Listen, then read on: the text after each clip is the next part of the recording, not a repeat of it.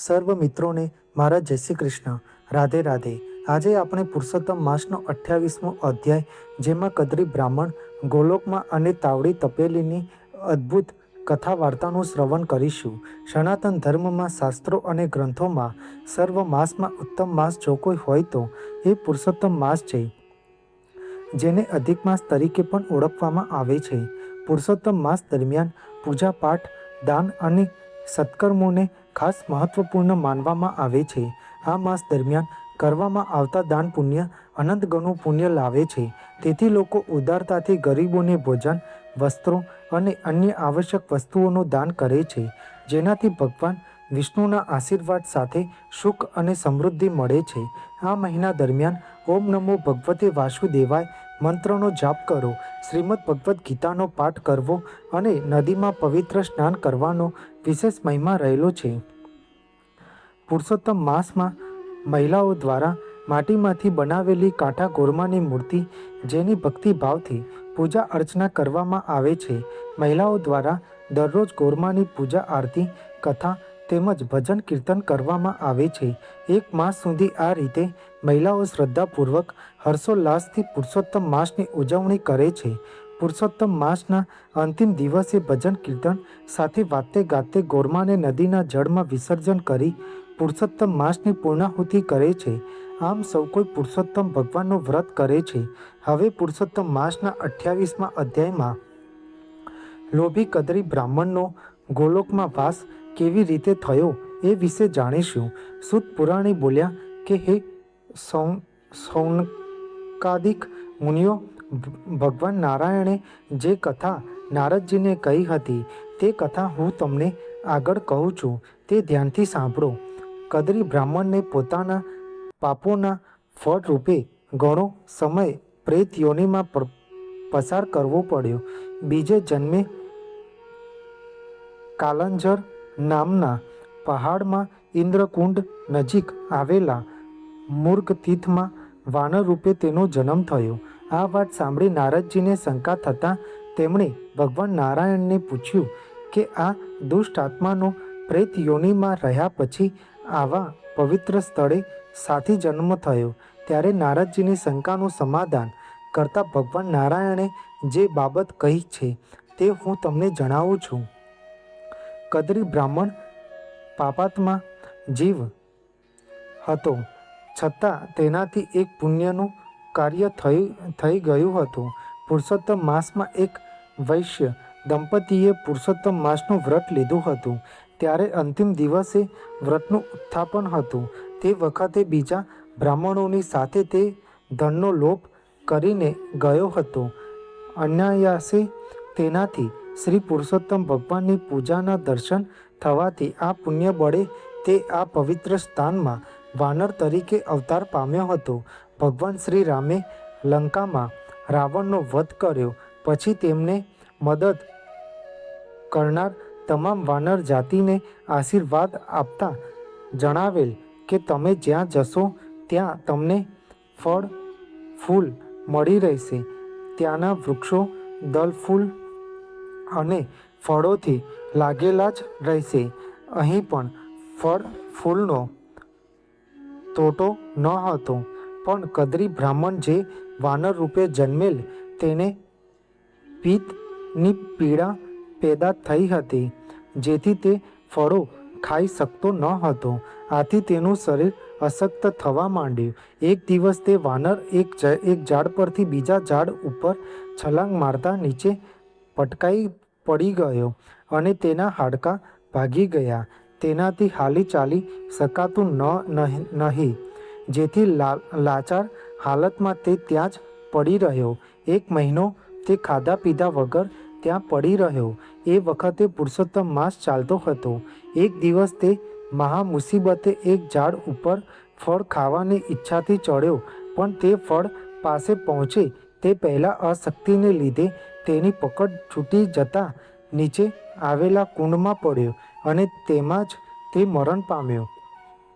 એક તો ન છૂટકે આખા પુરુષોત્તમ માસમાં ઉપવાસ થવાથી અને છેલ્લે કુંડમાં સ્નાન પામવાથી ભગવાન વિષ્ણુના પાર્ષદો તેને લેવા વિમાન લઈને આવ્યા. આથી વાનરને આશ્ચર્ય થયું અને તેણે પાર્ષદોને પૂછ્યું કે મારા કયા પુણ્ય બળના આધારે આપનું આગમન થવા પામ્યું છે. આથી પાર્ષદોએ જણાવ્યું કે અજાણપણે અને ન છૂટકે તારાથી પુરુષોત્તમ માસમાં ઉપવાસ થવા પામ્યો છે અને છેલ્લે તું પવિત્ર કુંડમાં સ્નાન પામ્યો છે. આ પુણ્ય બળે અમે આજે અહીં તને લેવા આવ્યા છીએ. આ સાંભળી વાનરનો આત્મા અતિ પ્રસન્ન થયો. પાર્ષદોએ તેને ભગવાન વિષ્ણુ સમક્ષ રજૂ કર્યો ત્યારે ઘણા દેવતાઓએ તેનું સન્માન કર્યું. આમ લોભી અને પાપરૂપી કદ્રી બ્રાહ્મણ બીજા જન્મે વાનર બની ગોલોકધામને પામ્યો. શ્રી બૃહદ નારદીય પુરાણના પુરુષોત્તમ મહાત્માનો કદ્રી બ્રાહ્મણ ગોલોકમાં નામનો 28મો અધ્યાય સંપૂર્ણ. બોલો પુરુષોત્તમ ભગવાનની જય. હવે પુરુષોત્તમ માસમાં કહેવામાં આવતી અનેક પવિત્ર કથાઓમાં તાવડી અને તપેલીની વાર્તા ખૂબ જ પ્રસિદ્ધ છે. તેથી આજે આપણે તાવડી તપેલીની અદ્ભુત વ્રત કથાનું શ્રવણ કરીશું. એક નગરમાં બ્રાહ્મણ બ્રાહ્મણી રહેતા હતા. તે બંને પતિ પત્ની ઘણા ધર્મનિષ્ઠાવાળા અને સંતોષી જીવના હતા. સંતાનમાં 4 દીકરી અને 2 દીકરા હતા. દીકરીઓ તો પરણીને સાસરે ચાલી ગઈ. દીકરા નાના હતા. બ્રાહ્મણીની ઉંમર 60 વર્ષ જેટલી થઈ ગયેલી. તેથી ઘરકામ અને રસોઈ બનાવતા થાકી જાય. રાંધવા છંદવાની કળાકૂટમાં કથા વાર્તામાં જ જવાય જ નહીં. પ્રભુ ભજનમાં સમય મળતો નહીં. એવામાં પુરુષોત્તમ માસ આવ્યો. બ્રાહ્મણી વિચાર કરવા લાગી કે પ્રભુએ રાંધવાની ચિંતા જ ન આપી હોત તો દીકરા મોટા થયા હોત તો પરણાવત અને ઘરે દીકરાની વહુ આવત. તે બધુંય ઘરનું કામકાજ ને રસોઈ બનાવત અને હું તો નિરાંતે પ્રભુ ભક્તિ કરત. આ રાંધવાની લપમાં તો અડધો દિવસ બગડે છે. દેવ દર્શને જવાતું નથી. ધર્મ કર્મ પણ વ્યવસ્થિત રીતે થતા નથી. જો પ્રભુ દયા કરે અને તૈયાર રસોઈ મળે તો ભક્તિનું ભાથું બાંધી લઈએ. બ્રાહ્મણીની પ્રાર્થનામાં પ્રભુએ સાંભળી રાતે સપનામાં બ્રાહ્મણીને દર્શન દઈને કહ્યું કે સવારે તને દેવતાઈ તાવડી અને તપેલી મળશે. આ તાવડીમાં તાવે તો ફેવરીશ એટલે તને ઊના રોટલા મળશે અને તપેલીમાં કળછી હલાવીશ એટલે મેવા મીઠાઈ મળશે. આ વાત તું તારા પતિ સિવાય કોઈને ન કહેતી. સવારે ઉઠતાની સાથે જ દેવતાએ તાવડી અને તપેલી મળતા બ્રાહ્મણી તો રાજી થઈ ગઈ. રાંધવાની લપ ગઈ એટલે પ્રાતઃકાળે ઉઠીને નદીએ નાહવા જાય. વાર્તા સાંભળે, દેવ દર્શન કરે. કથા સાંભળીને છેક બપોરે ઘરે આવે. તાવડીમાં તાવેથો ફેવરે એટલે ઊના રોટલા મળે અને તપેલીમાં કળછી ફેવરે એટલે મેવા મીઠાઈ મળે. એટલે હવે પૂરો સમય તે પ્રભુ ભક્તિમાં પ્રસાર કરતી હતી. બ્રાહ્મણ બ્રાહ્મણી નિરાંત જીવે પ્રભુ ભજન કરે છે. પણ છોકરાઓને નવાઈ લાગી કે માં આટલી જલ્દી રસોઈ કેવી રીતે બનાવી નાખે છે. નથી એ ચૂલો સળગાવતી કે નથી એ લોટ બાંધતી અને રોજ મેવા મીઠાઈ ખાવા મળે છે. આનું રહસ્ય શું હશે એ જાણવા એક દિવસ છોકરાઓએ તિરાડમાંથી જોઈને બધું જાણી લીધું. છોકરા તો ભોળા જીવના હોય એટલે એમણે એમના મિત્રોને વાત કરી. બીજાએ ત્રીજાને અને એમ કરતાં આખા નગરમાં વાત ફેલાઈ ગઈ. એટલે આખું નગર તાવડી તપેલીની વાત જાણી ગયું. આમ ઉડતી વાત રાજાના મહેલે આવી. આ વાત રાણીએ જાણી એટલે રાજા આગળ હઠ પકડી અને રાજાને કહેવા લાગી કે આવા દેવતાઈ તાવડી તપેલી તો મહેલમાં જ શોભે. મને એ લાવી આપ્યો. એટલે રાજાએ પ્રધાનોને 100 સોના મહોર આપીને તાવડી તપેલી લેવા મોકલ્યા. પ્રધાને બ્રાહ્મણી પાસે જઈને સોના મહોર ધરી અને તાવડી તપેલી માંગ્યા. પણ બ્રાહ્મણીએ તો તાવડી તપેલી આપવાની ના પાડી દીધી. બ્રાહ્મણી તો હાથ જોડી બોલી કે હે મંત્રી શ્રી, આ તાવડી તપેલી તો મારા પુરુષોત્તમ ભગવાનની પ્રસાદી રૂપે છે. તેમણે મારા ઉપર પ્રસન્ન થઈને મને આપી છે તે હું કેવી રીતે આપી શકું? એટલે પ્રધાને જઈને રાજાને વાત કરી કે બ્રાહ્મણની પત્ની તો તાવડી તપેલી આપવાની ના પાડે છે. આથી રાજાએ તેમને વધારે ધનની લાલચ આપી, પણ બ્રાહ્મણીએ તો ચોખ્ખી જ ના પાડી દીધી કે લેવું હોય તો મારું માથું લઈ લો, પણ તાવડી તપેલી તો કોઈ કાળે નહીં મળે. આથી રાજા રોષે ભરાયો અને સેનાપતિને હુકમ કર્યો કે જાઓ, જઈને એ બ્રાહ્મણીના ઘરેથી તાવડી તપેલી લઈ આવો. બ્રાહ્મણ ન માને તો ઝૂંટવીને પણ લઈ આવો. સેનાપતિ એ તો બ્રાહ્મણના ઘરે આવીને બ્રાહ્મણીને બહુ વિનંતી કરી, પણ ના હોવા છતાં તે સેનાપતિ તો ઉઘાડી તલવારે રસોડામાં ગયો. જ્યાં તપેલીને હાથ લગાવ્યો ત્યાં તો એના હાથ તપેલી સાથે અને પગ જમીન સાથે ચોંટી ગયા.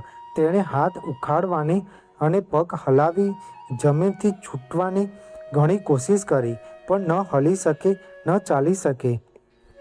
આ વાત સિપાહીઓએ જઈને રાજાને કહી એટલે રાજા તો ક્રોધથી ધુઆપુઆ થતાં જાતે જ બ્રાહ્મણને ઘેર આવ્યા. સેનાપતિને છોડાવવા ગયા તો રાજા પણ ચોંટી ગયા. તમાશાને તેડું ન હોય, લોકો ભેગા થવા લાગ્યા. રાજાને બોઠપનો પાર રહ્યો નહીં. રાણીને વાત મળતાની સાથે જ તે બ્રાહ્મણના ઘરે આવી. રાણી તો સમજી ગઈ કે મારી જીદના કારણે પ્રભુ કોપાયમાન થયા છે. એ તો બ્રાહ્મણીને હાથ જોડીને માફી માંગવા લાગી. એટલે તત્કાળ આકાશવાણી થઈ કે હે રાજા, તું તારો ધર્મ ચૂક્યો છે. પ્રજાનું પાલન કરવાના બદલે લૂંટવા તૈયાર થયો. જો તારે મુક્ત થવું હોય તો બ્રાહ્મણીને 1000 સોના મહોર આપ. આ પવિત્ર માસમાં જે સુવર્ણ દાન કરે છે એ સર્વ પાપમાંથી મુક્ત બને છે. આકાશવાણી સાંભળીને રાણીએ તરત જ મહેલમાંથી સોના મહોર મંગાવી ને બ્રાહ્મણીને દાન કર્યું. રાજા અને સેનાપતિ ત્યાંથી છૂટા પડી ગયા અને ખાલી હાથે રાજમહેલ પાછા ફર્યા. બ્રાહ્મણીને તો પુરુષોત્તમ માસ ફળી ગયો. પુરુષોત્તમ પ્રભુની કૃપા વરસી. હે પુરુષોત્તમ ભગવાન, જેવા બ્રાહ્મણીને ફળ્યા એવા કથા વાંચનાર, કથા સાંભળનાર સૌને ફળજો. બોલો પુરુષોત્તમ ભગવાનની જય. જે વ્યક્તિ સાચા મનથી ભગવાન પુરુષોત્તમનું વ્રત અને નિસ્વાર્થ ભાવે સેવા પૂજા કરે છે તેની પુરુષોત્તમ ભગવાન સર્વ મનોકામના પૂર્ણ કરે છે. તમને મારી આ માહિતી સારી લાગી હોય અને કંઈક નવું જાણવા મળ્યું હોય તો મારી આ ચેનલને લાઇક, શેર, કોમેન્ટ, સબસ્ક્રાઈબ કરજો, જેથી તમને મારા નવા વિડીયોની માહિતી મળતી રહે. સર્વને મારા જય સ્વામિનારાયણ અને હર હર મહાદેવ.